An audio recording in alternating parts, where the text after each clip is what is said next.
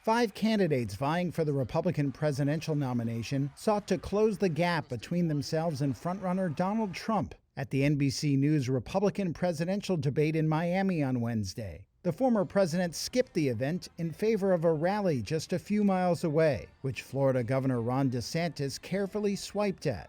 Donald Trump's a lot different guy than he was in 2016. He owes it to you to be on this stage and explain why he should get another chance.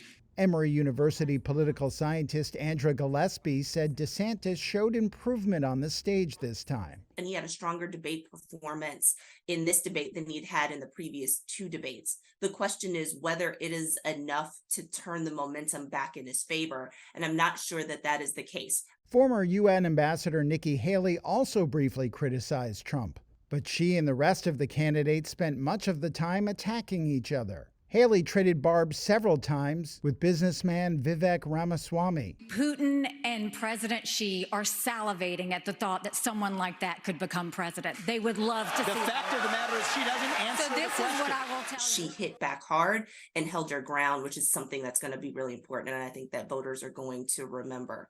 Gillespie called Ramaswamy a clear loser in the debate, along with U.S. Senator Tim Scott and former New Jersey Governor Chris Christie, whom she said looked like also-rans. Gillespie said Trump, who leads opinion polls by a huge margin, would have to be convicted in one of his criminal trials to drop from first place, or it could also be that as these trials get underway, if there is some type of smoking gun that comes out. So let's just say in Georgia, we hear one of the people who's already pleaded guilty on the stand, and they say something that is particularly damaging and incriminating even before we get to President Trump's trial. I think if something like that were to happen, there may be some updating. The next debate takes place in December, less than 6 weeks before the first statewide nominating contest in Iowa.